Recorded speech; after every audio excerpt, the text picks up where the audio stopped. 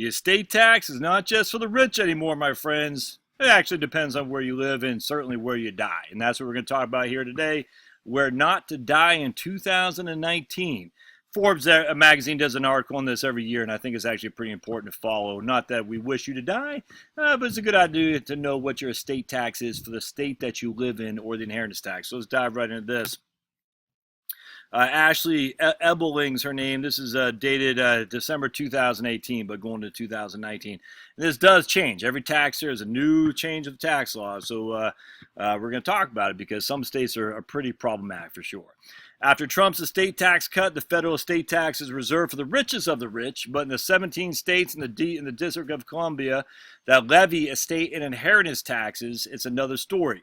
These taxes can kick in on the first dollar and have other sneaky provisions, and the tax bills often comes as a surprise to unsuspecting heirs.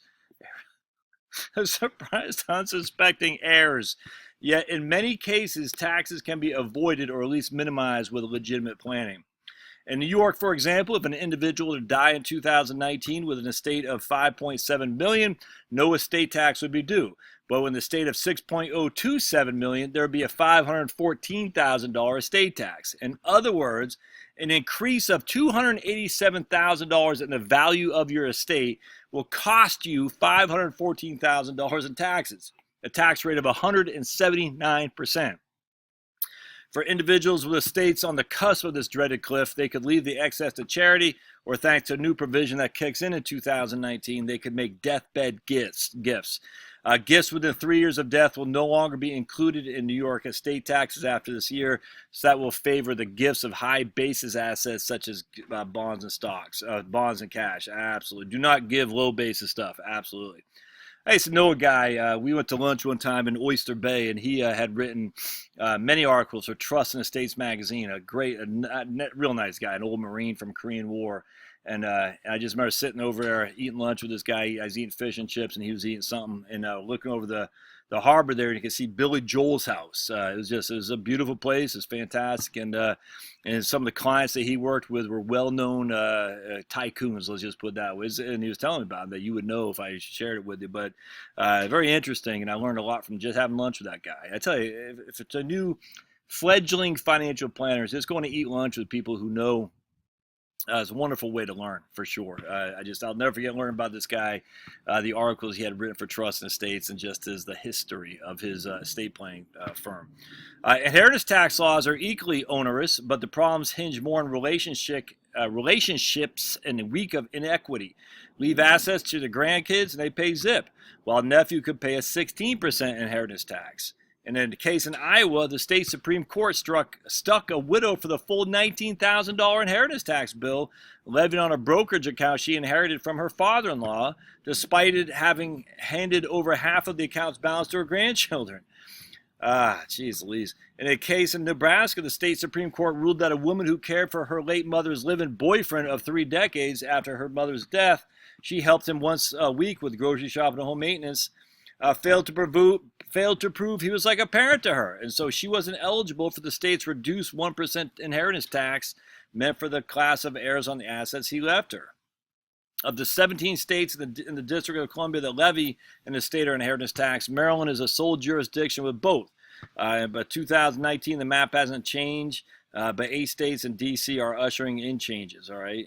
Okay, so we got. Let's see here. Let's click on it.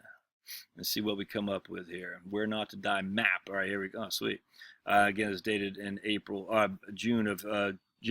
December 2018. So here's Washington, a $2 million exemption amount, may be indexed for inflation. It depends on what the metropolitan area of Washington, Seattle, Tacoma, and Bremerton or something like that. It's a CPI for those 3 cities is what they're using for the exemption amount, but it's only $2.193 million now. Oregon's nuts. We talked about that. Exemption amount $1 million. Top tax rate of 16%. It's insane. Minnesota, I think, is $2 million, $2.7 million. It increases to $3 million in 2020. So what happens here is you really need to look at what's called bypass trust. And I don't want to get too deep into this, but essentially what's going on, you have $3 million, your wife has $3 million, You leave everything to your wife at your death. Well, now her estate is $6 million. All right, so when she dies, she'll have $3 million in Minnesota or whatever state above the exemption amount, which means she'll have $3 million that's going to be subject to estate tax in her estate. And so we want that $3 million to bypass her estate. That's what it is. That's why he set up these things called AB trust, a bypass trust, where she has access to like 5% of the principal, the income and whatnot, and HEMS, health, education, maintenance, and support.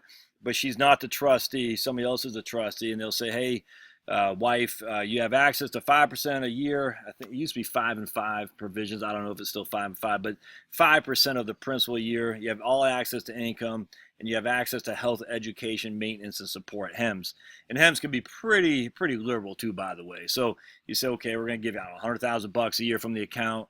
But when you die, that account will be bypassed your estate. So it'll go to the ultimate beneficiaries completely estate tax free, because essentially what's happening is use the husband's estate exemption of $3 million. It's again, I don't want to get too deep in this. So maybe I will in a different video when I get on the whiteboard. But it's bypass trust is old school estate planning.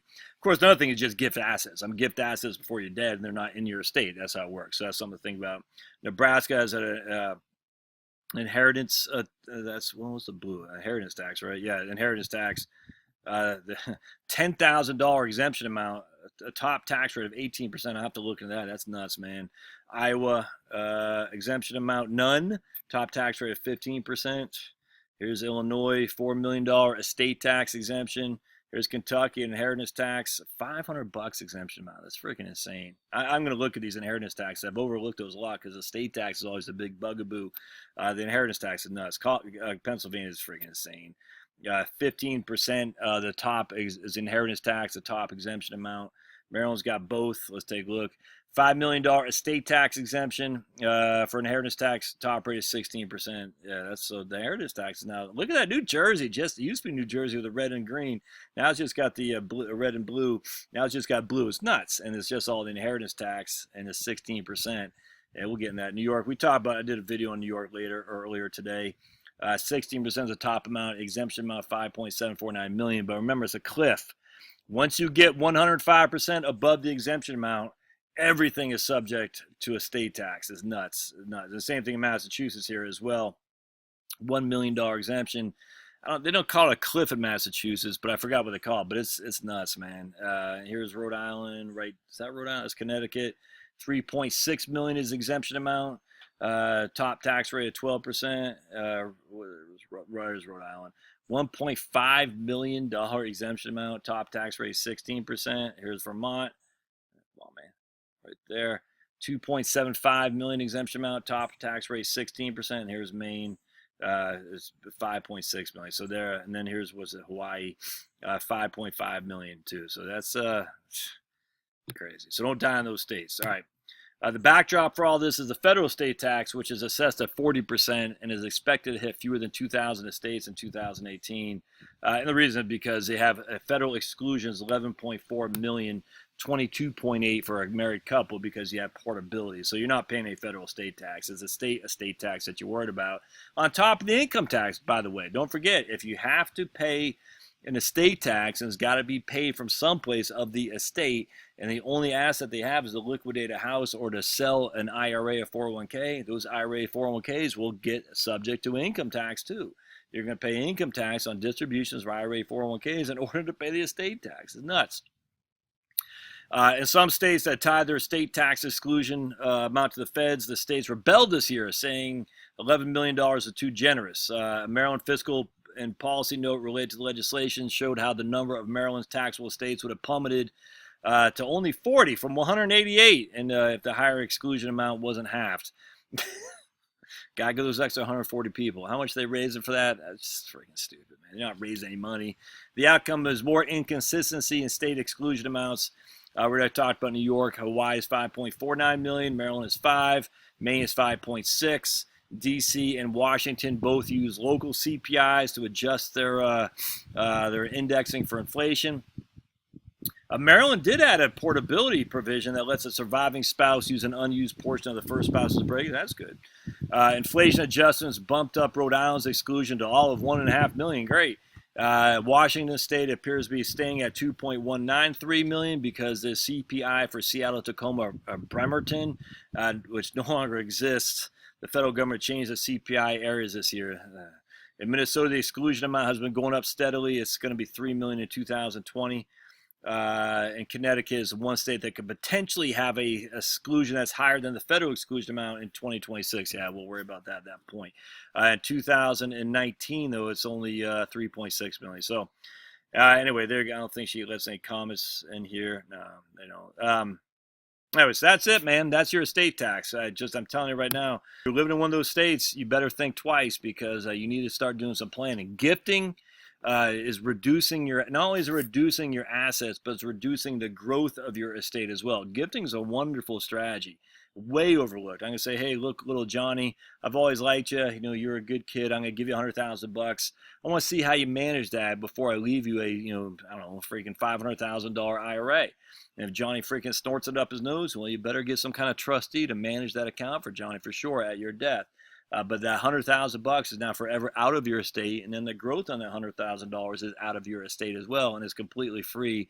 I don't know any states off the top of my head that have gift tax. I think there's one or two. I don't know, but anyway, there's no issue on the federal. Just because the gift tax is so high as well. So something to think about it. All right, we'll see you next time.